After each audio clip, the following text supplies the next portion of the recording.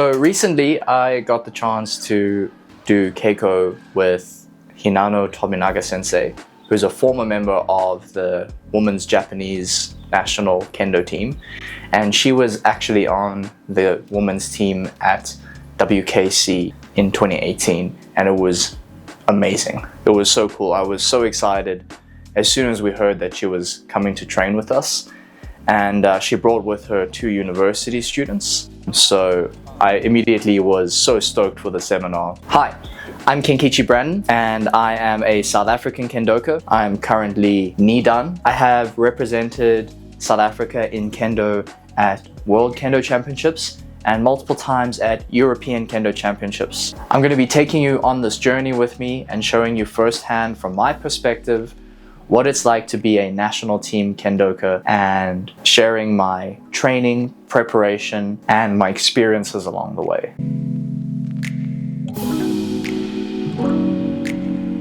So we were contacted by Yo Tabuchi, and he is the founder of On Africa, which is essentially a company that brings professional Japanese athletes to Africa to share and help teach, whatever their discipline is. So I know that he's already brought professional judoka and football players from Japan to multiple African countries. So this was kind of part of that initiative that his company does. So obviously we were super excited that he was bringing a former member of the Japanese national team, Hinano Tominaga. So I really enjoyed Tominaga sensei's seminar. It was pretty similar to most seminars that you'll go to, but I really enjoyed her perspective and the things that she focused on. Obviously, every seminar you start with suburi, and the sensei leading the seminar will watch and sort of give their tips and give their exercises that they want you to focus on. She kept it really simple, which I enjoyed, and we just did Zenshin Men, and her whole focus of the seminar was quality instead of quantity. So when we were doing our suburi, she had us focus on being swift and cutting correctly. After doing just 10 cuts of your suburi, you should already be tired and you should be drained, because you really put everything into each cut and you focused on doing correct kendo on each cut. And I really enjoyed that. You don't have to do 1,000 suburi every day, maybe just 100, but 100 really good ones. So that was a lesson I really enjoyed. And it was cool to get some suburi focus that was just emphasizing correct kendo and making sure every cut was perfect. Another interesting thing about her suburi lesson was another way to do higher suburi or chak suburi. So often people are jumping when doing this suburi. Another way that she showed us how to do it was just with suriashi, so the feet not leaving the ground at all, and just focusing on that suriashi. She also focused really heavily on the footwork during our suburi. So to cut quickly, not just with the hands, but again, it's just good kendo basics and really focusing in on the hikitsuke on your suburi, and to be quick with your body and your hips and not just the arms. So the rest of the seminar content was pretty cool. Again, it was just sort of focusing on basics. It was striking men from Toma, stepping in with one step and striking men from Isoko Ito, and striking without any extra footwork. We also did Debana men, Debana kote. There was also a really cool section on hiki waza, where she showed us some interesting angles and interesting hiki waza techniques. But I think my biggest takeaway from all of the waza that she showed us was when she demonstrated Debana kote. It was the sound of her strikes and how graceful it looked when she struck the kote. And the motarachi that she struck the kote on was explaining that when she struck the kote, there was no pain. There was very little feeling on the kote itself, but the kote sounded really powerful and had a nice snapping sound on the kote. And that was really amazing. So we sort of probed a little bit deeper into that and asked her what her tips were on that. And she said the number one thing is that you don't need to use a lot of power when striking. It's about being relaxed, and it's about your body coming in with power. And that's something that I think was probably my biggest takeaway from the seminar, was just how to strike quickly enough, but not using too much power in the hands, and relaxing at just the right moment when you're striking with good tenuchi. So that was really amazing to see. So in South Africa, we don't have a large population of Japanese people practicing kendo. So the opportunity to train with the Japanese students who came and Hinano Tominaga sensei was amazing. So I think one of my biggest takeaways from my keikos with Yuji and Kota were just how precise and how small their cuts were. Kota and Yuji had slightly different styles of kendo, but they were both so strong, and it was really, I had a lot of fun. I got to keiko both of them twice, so that was incredible. When I was keikoing with Kota, I actually grabbed him for a keiko in one of the breaks, just because I wasn't sure if I was going to get a chance to get enough keiko with him. And that first keiko was just so much fun. It was really just sort of explosive and just, you know, sort of fast kendo, and maybe I wasn't very patient and I definitely blocked too much, but I was kind of just in the moment and sort of having fun. He was able to move his hands so quickly from one cut to the next, and he was just really precise and was able to take opportunities so quickly and create them so quickly. So I really enjoyed this keiko with Kota.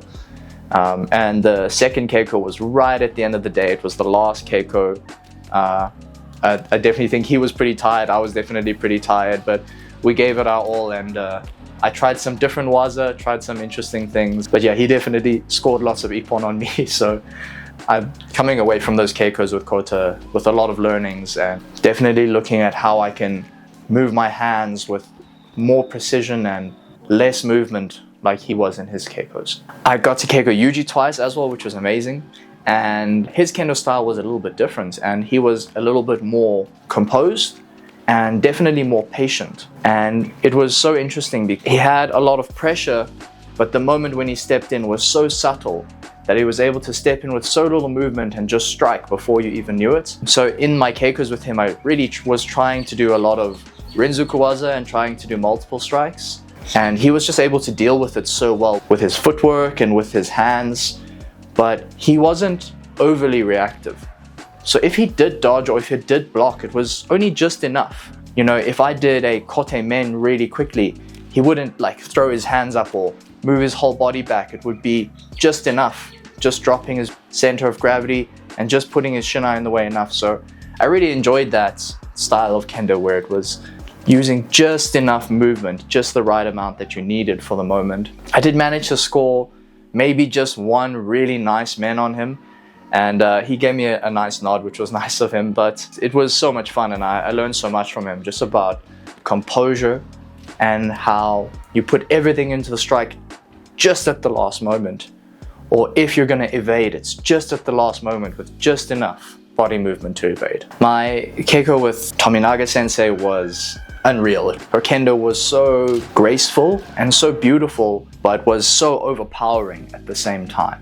It was incredible how she was able to hit kote from Jordan, but I'd never really seen a Jordan player hit it in the same way that she did, because it felt like I didn't really see any motion from her hands before the kote struck. It was kind of just pressure and then just kote immediately. And it was so amazing to see, actually. My goals for kendo just before the seminar, one of them was to remove as much of my reactive kendo as I could. So I didn't want to just do reactive blocking. But unfortunately, those goals were set just before the seminar. And I wouldn't say I really achieved that goal for this seminar, but it's something that I'll continue to work on. So I definitely blocked too much. But as the keiko went on, I tried to, if I felt too pressured, to just try and do ayuchi, just so that I could try and get that experience of trying to strike while she was striking and trying to nullify her attacks. Right at the end, she gets a beautiful main ippon on me, and felt like there was nothing I could do about it. It was just such a clean ippon. Another really interesting thing was that when I would launch for kote, and I really tried to just be really aggressive and just try and launch and try and grab those kotes where I could, And I tried hidari, I tried migi kote, I was trying to mix it up a little bit. And similar to Yuji, she was just able to use just enough motion, but just at the right time. And as I was striking, she would move just enough. I felt anyway that when she saw my attacks coming, she could see when they were all in. So if she moved, she knew that I wasn't able to strike again because it was sort of like an all-in attack, and that was really, really interesting. She was able to evade my attacks not only by just shifting her hands just slightly back forward to the side, but also she was so quick in moving her left hand off of the shinai as she needed to. That was really amazing, really cool to see. So I was really trying to like send it with every exercise. Every exercise I did, I was trying to give my everything to it, and that definitely caught up with me by the end of the seminar. I had a keiko with my sensei Brendan Datling, and sort of towards the middle of the keiko, I just felt my calf start screaming at me a little bit, and it was like, oh, what have I done? So I just kind of had to take it easy in that keiko. Afterwards, I kind of assessed it, stretched it out a little bit. It was kind of cramping, kind of spasming, but luckily no injuries, but definitely it was working a lot harder than it wanted to during the seminar day. So I really just want to thank everybody who participated in the seminar, and also all of the organizers of the seminar, and just everybody who helped out on the day. It takes so much to put a seminar together, so I just really appreciate everybody who was there on the day and showed up. Otherwise, you know, it wouldn't have been the same. There was so much energy and there was such an awesome vibe on the day. Everybody was excited to learn. Everybody was excited to fight with our visitors. So that was amazing.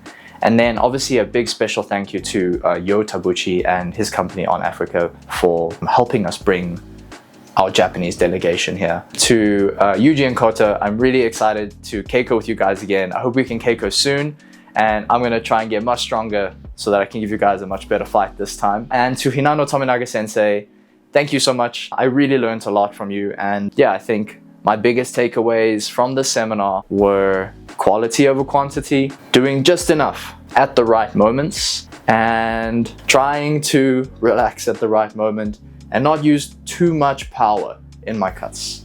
If you're a fan of this content, please like and subscribe.